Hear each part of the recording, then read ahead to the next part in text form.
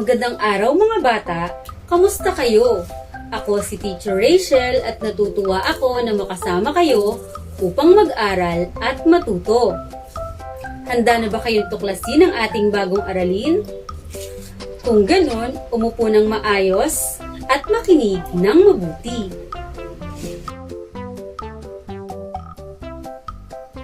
Araling Panlipunan 2, Week 6, Quarter 1, Mapa ng Komunidad at mga Direksyon.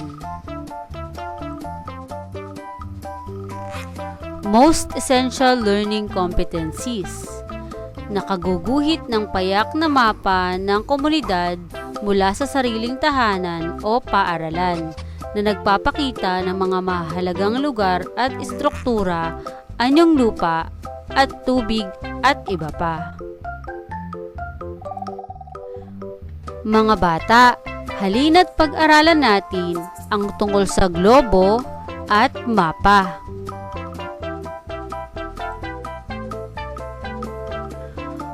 Ang globo ay bilog na representasyon ng mundo. Makikita sa globo ang 7 kontinente. Ang kontinente ay malaking tipak ng lupain na binubuo ng mga bansa. Ang mapa naman ay patag na representasyon ng isang lugar o ng mundo. Makikita sa mapa ang katangian ng isang lugar. Makikita rin dito ang hugis, distansya, sukat, kinalalagyan at direksyon o kinaroroonan ng mga lugar sa mundo. May iba't ibang uri ng mapa. Kabilang dito ang mapang pangkalsada o pandaanan. Mapang pisikal. Mapang pangklima. Mapang pangkabuhayan. Mapang politikal. Mapang pampopulasyon. At mapang pampamayanan. Uri ng mapa. Ang bawat uri ng mapa ay may sariling katangian at ipinapakita. Mahalaga ang kaalaman sa wastong paggamit ng mapa, anong uri man ito. Dapat ding gamitin ng maingat ang mapa upang hindi ito masira. Narito ang halimbawa ng mapang pangkalsada. Tingnan ang larawan upang maunawaan ang mapang pangkalsada o pandaanan. Makikita sa mapa ang pananda o simbolo. Pag-aralan ang ilan sa pananda o simbolo na makikita sa mapa. Ipinakikita ng mapang pangkalsada ang mga pangunahing kalye o kalsada ng isang lugar tulad ng barangay, bayan, lungsod o lalawigan, istasyon ng pulis, paaralan, istasyon ng bumbero, post office at aklatan. Mahalaga ang mapang pangkalsada. Mapapadali ang paghahanap ng isang bahay, kalye o lugar sa pamamagitan ng mapang ito. Gamitin ng maayos ang mapang pangkalsada. Ito naman ang mapang pampamayanan. Makikita sa mapang pampamayanan o pangkomunidad ang mga bagay o lugar na matatagpuan sa isang pamayanan o komunidad. Kabilang dito ang pook sambahan, paaralan, palaruan, palengke, kabahayan, munisipyo, plaza at iba pa. Mahalaga rin ang mapang pangkomunidad. Dapat natin itong gamitin ng maingat upang hindi masira. At ito naman ang halimbawa ng mapang pisikal. Makikita sa mapang pisikal ang mga lupa at ang inyong tubig na matatagpuan sa isang lugar o komunidad. Ang Pilipinas ay isang bansa kung saan matatagpuan ang iba't ibang anyong lupa at anyong tubig. Kabilang sa mga anyong lupa ang bundok, purol, bulkan, kapatagan, lambak, talampas at pulo.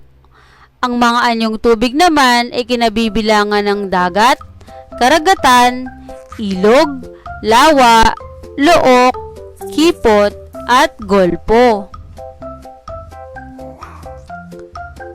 Ito ang halimbawa ng mga pananda sa mapa. Istasyon ng pulis, ospital, paliparan, simbahan, bahay, palengke, paaralan, istasyon ng bombero, at sakayan ng jeep. Makikita sa mapa ang mga simbolo o pananda. Ang mga simbolo o pananda sa mapa ang kumakatawan sa mga bagay na makikita sa komunidad o pamayanan. Karaniwang makikita sa kanang bahagi ng mapa ang mga pananda. Kailangang tandaan ang itsura ng mga pananda upang hindi magkamali sa pagbabasa o paggamit ng mapa. Ngayon, narito naman ang mga pangunahing direksyon. May 4 na pangunahing direksyon. Ito ay ang hilaga, timog, silangan, at kanluran. Makikita sa mapa ang North Arrow. Nangangahulugan ito na ang North Arrow ay nakaturo sa hilaga. Kasalungat ng hilaga ay ang timog. Kapag nakaharap ka sa hilaga, nasa likuran naman ang timog. Sa gawing kanan naman ang silangan. At sa dakong kaliwa ang kanluran. Sa silangan, sumisikat ang araw. At lumulubog naman ito sa kanluran. Ngayon, para naman sa dagdag kaalaman, narito ang mga pangalawang direksyon. Bukod sa 4 na pangunahing direksyon, ay mayroon ding pangalawang direksyon. Ang pangalawang direksyon ay makikita sa mga pagitan ng 4 na pangunahing direksyon. Narito kung saan sila matatagpuan. Sa pagitan ng hilaga at silangan, makikita ang hilagang silangan. Sa pagitan naman ng hilaga at kanluran ay ang hilagang kanluran. Sa pagitan ng timog at kanluran ay ang timog kanluran. At sa pagitan ng timog at silangan ay ang timog silangan. Mga bata, tandaan natin na ang mapa ay patag na representasyon ng isang lugar o ng mundo.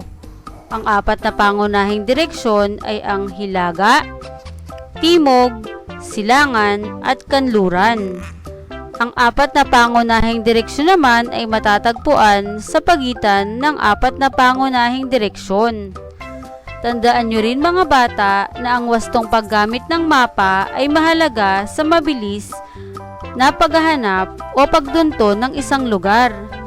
At hindi din mawawala ang isang tao kung alam niya ang direksyon. Mga bata, sana ay marami kayong natutunan sa araw na ito. Hanggang sa muli, paalam!